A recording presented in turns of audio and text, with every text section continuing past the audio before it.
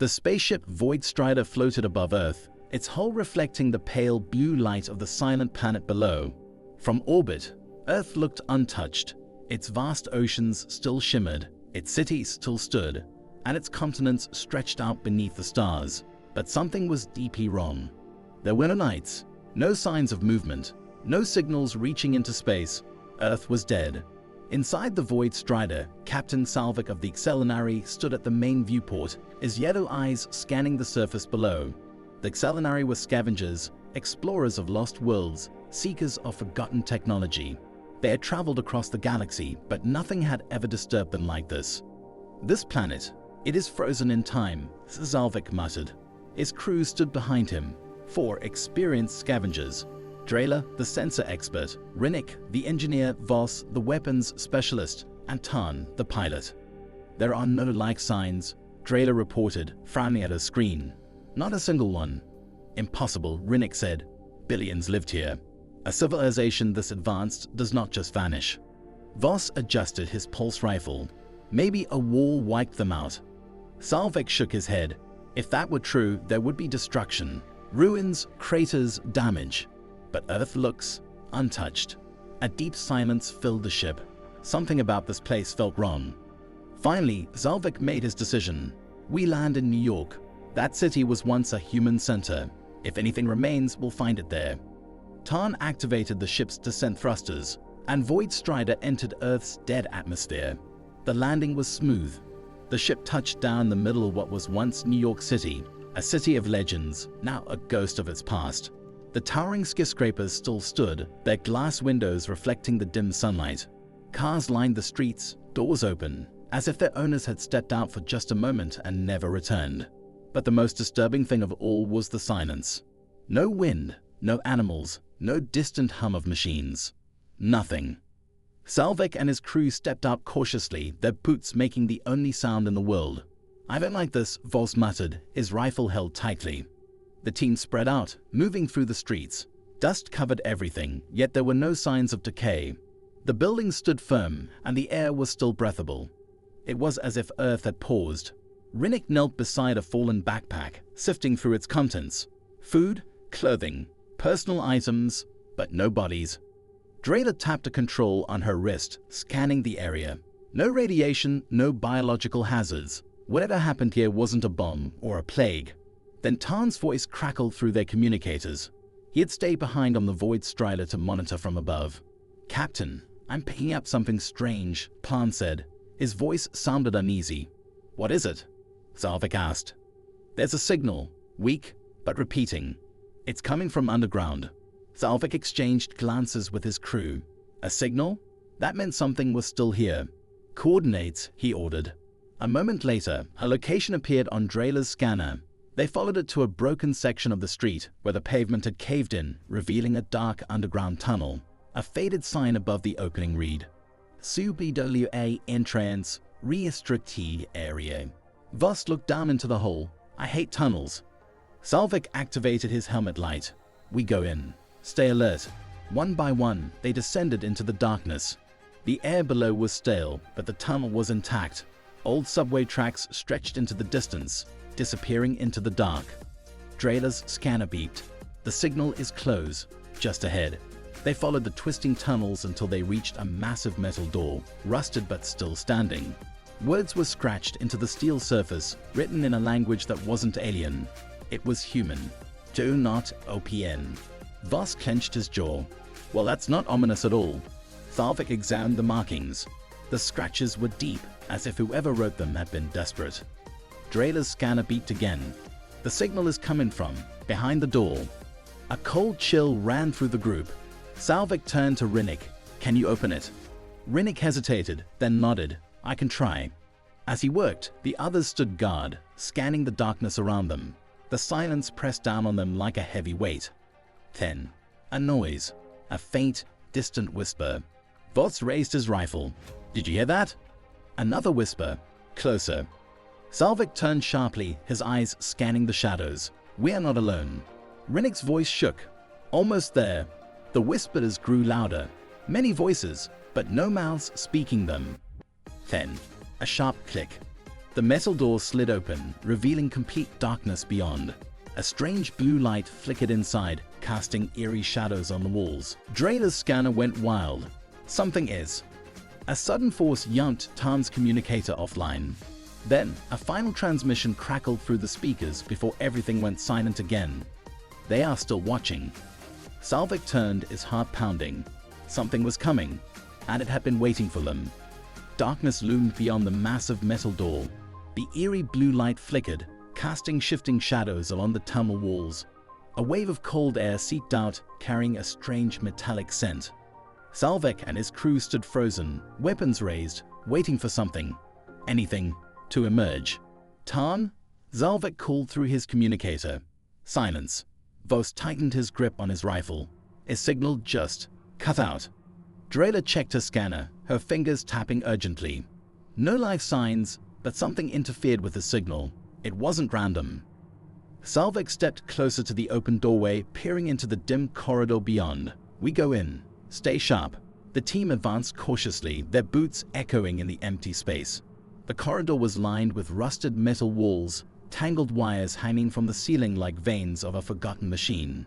The flickering blue light came from a set of broken overhead panels, their power source still active despite the planet's silence.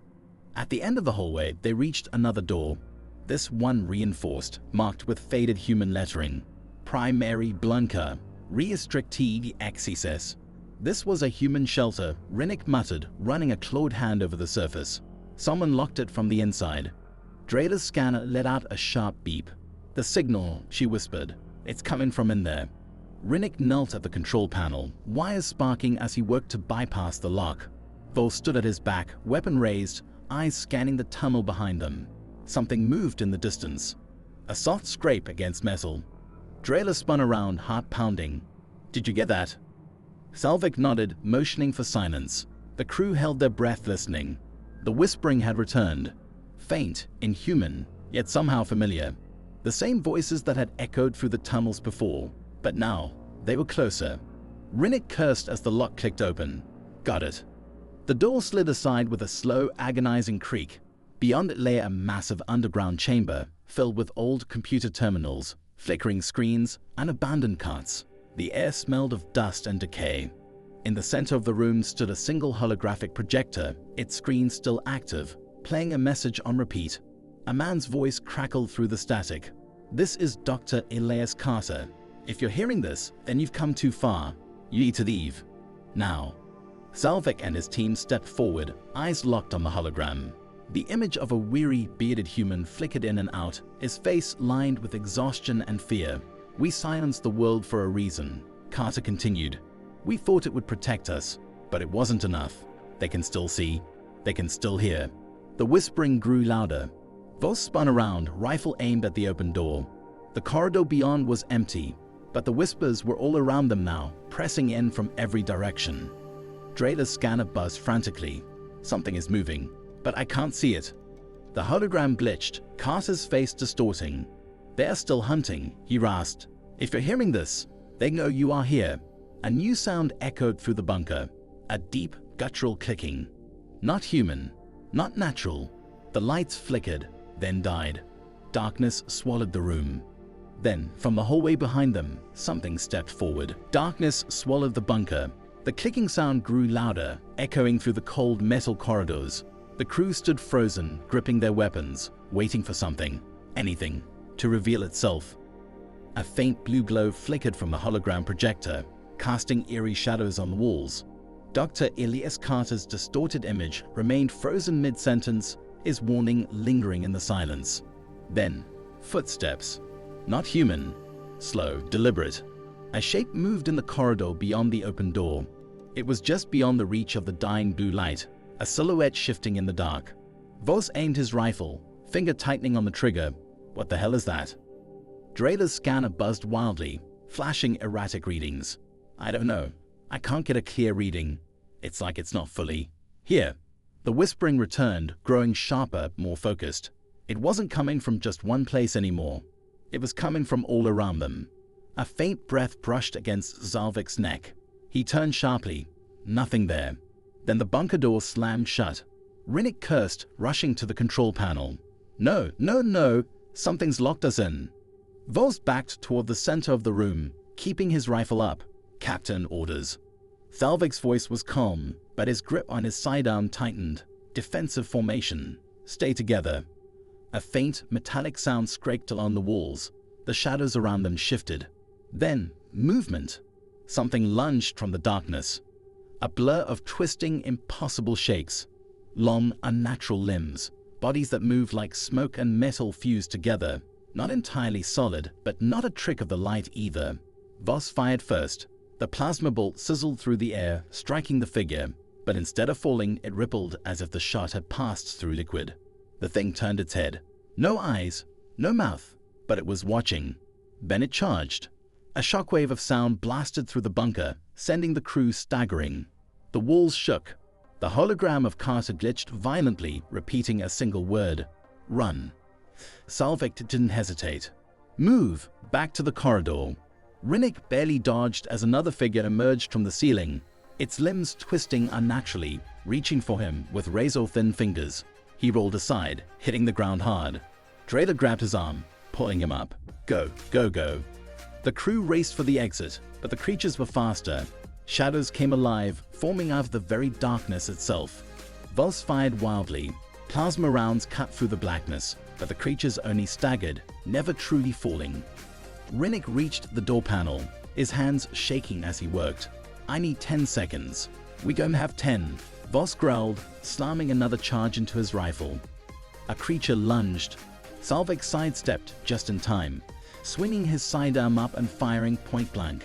The shot ripped through its shifting form, sending it screeching back into the shadows. Drayler's voice trembled. Captain, they're not attacking us. They're hurting us. Salvik's eyes narrowed. To where? The answer came too late. Rinnick's panel flashed green. The door hissed open. The crew bolted through and dropped into nothingness. The ground beneath them was gone. They plummeted into the abyss, the last thing they heard being the whispers laughing. You, falling. Salvik's body tumbled through the darkness, weightless in the abyss. The only sounds were his own breath and the distant, eerie whispers, growing louder. Then, impact. He hit the ground hard, rolling over rough, cold stone. Pain jolted through his body, but nothing was broken. Around him, the rest of the crew groaned, struggling to stand. A dim, sickly blue glow filled the cavern they had fallen into. The air was thick, charged with something unnatural. The walls were lined with twisting metallic veins, pulsing faintly, stretching into the shadows like the roots of a dying tree. Rinnick coughed, pushing himself up. Where are we? Drayler scanned the surroundings, her device flickering in and out. This isn't natural. It's not part of the human bunker. Voss cursed, shaking dust from his rifle. Of course it's not. We just fell into hell. Salvik's gaze locked onto the center of the chamber. A monolith stood there, tall, ancient, humming with power. Around it, the ground was littered with human remains, skeletal figures slumped against the walls, some still clutching weapons, others with deep scratch marks carved into the stone beside them. One skeleton had words scrawled in blood beneath its hand. They never left. A faint, rhythmic pulse echoed through the cavern. Drayler shuddered. Captain, this place is alive. Salvik stepped forward cautiously, eyes scanning the monolith. It was covered in symbols, neither human nor Selnari. They seemed to shift when looked at, as if resisting understanding. Then, a voice. Not a whisper, not a recording. A deep, resonant voice, echoing through the cavern as if the walls themselves were speaking. You were not meant to return. The crew froze. Voss aimed his rifle in every direction. Who said that? Show yourself. The monolith reacted. A wave of energy pulsed outward, making the cavern tremble. And then they saw them. Figures emerged from the stone itself, stepping out as if they had been part of the walls all along. Tall, thin, featureless, their forms shifting between solid and shadow. Drayler's voice was barely a whisper. The Watchers. Thalvik held his ground. I knew what silenced Earth. One of the figures tilted its head, studying him. Then it spoke. Earth silenced itself. A cold chill ran through the crew. The whispering grew louder, swirling around them, pressing into their minds like a creeping fog. The monolith pulsed again. A new hologram flickered to life.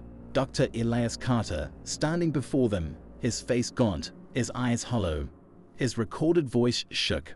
"If you're seeing this, then the failsafes are broken. And now, they know you exist." The Watchers took another step forward. Salvik's heart pounded. They were never supposed to be found. The cavern trembled. The Watchers stood motionless, their shifting forms pulsing like distortions in reality itself. Their featureless faces remained locked onto the crew, as if studying them, judging them. Dr. Elias Carter's hologram flickered, his voice haunted, filled with quiet dread. "We thought we could hide. We thought we could survive in the silence. But we were wrong." Salvik clenched his jaw. "What do you mean? What happened here?" The Watchers moved in unison, their elongated bodies gliding forward without a sound. The whispers intensified, wrapping around the crew like an invisible force. Then, images. Not from the hologram, from the monolith itself. Visions flooded their minds. Earth before the silence, cities filled with life, technology advancing beyond limits. Then, a discovery. Something buried deep beneath the planet. Something old. Something watching. Drayla gasped, gripping her head. "I see it." The vision shifted. Scientists gathered around an artifact, a sphere pulsing with unnatural energy. Carter was among them. The moment they activated it, a wave of unseen force rippled through Earth, sinking into every device, every network. And then the world stopped. Cities fell silent. The sky dimmed. Humanity vanished overnight. Those stumbled back, breathing hard. We did this to ourselves. The Watchers spoke. Earth's fate was sealed by its own hands. They awakened what should have remained buried. Salvik's mind raced. "You mean the artifact? The thing Carter's team found?" The cavern seemed to breathe. The whispers laughed. "Not an artifact, a beacon." A heavy silence fell over the group. Drayla's voice was barely a whisper. "They didn't just find something, they called something." Carter's hologram continued, his voice breaking. "We thought if we made the world silent, they wouldn't find us." Salvik's stomach turned. Who was coming? The monolith pulsed one last time. A new image flashed, a colossal shadow, a shape so vast it eclipsed the stars, something beyond comprehension, beyond time, something that had been listening. And now it knew they were here. The cavern shuddered as the monolith pulsed with a slow rhythmic glow, like the fading heartbeat of something ancient. The Watchers remained still, their featureless forms towering over the crew, shadows shifting unnaturally. The whispers had changed, no longer scattered and distant. Now they were focused, a single voice pressing into their minds. "It knows." Drayla gripped her head, her breath ragged. Something is pushing into my thoughts." Voss wiped the sweat from his brow. "It's not just you. I feel it too." Salvik turned to the Watchers, his voice firm. "What did we call? What's coming?" For the first time, the Watchers hesitated. Their shifting forms rippled, as if struggling to hold their shape. One finally answered, "It does not come. It is already here." The cavern trembled violently. The monolith pulsed faster, and suddenly the walls around them peeled away, not breaking, not cracking, dissolving. The crew found themselves somewhere else, a vast open void. The cavern was gone. The Watchers were gone. Above them stretched an endless black sky, filled with twisting, moving shapes. Stars blinked in and out of existence. Space itself looked wrong, like something beneath reality was trying to break through. And then they saw it. A shape, vast, indescribable. It loomed over them, a shadow so immense it seemed to stretch across the universe itself. Not a ship, not a being, something older than time. It had no eyes, no face, yet it was watching them. Drayla's voice trembled. "This isn't real. This isn't real." But it was. The whispers stopped. Silence. Then the voice returned, louder than before. No longer a whisper, but a deep, hollow command that filled every cell in their bodies.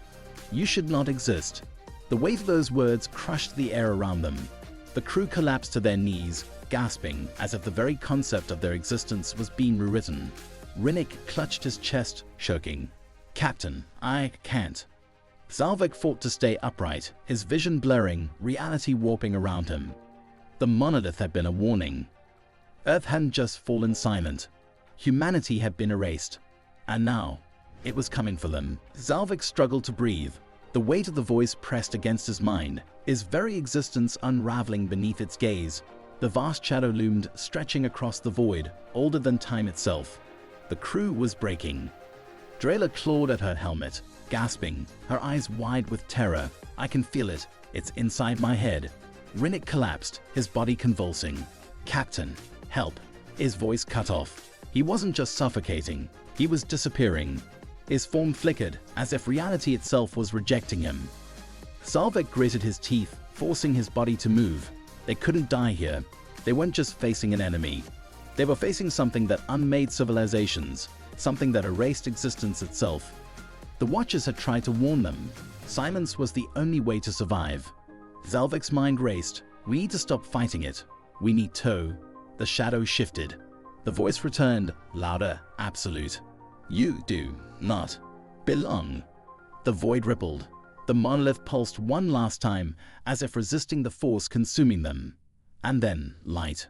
A flash, blinding and cold. The crew was ripped away, their bodies pulled through the void, as if the universe itself was rejecting them. Salvek's vision blurred. His last thought was simple. Did they escape, or were they simply erased? Then silence.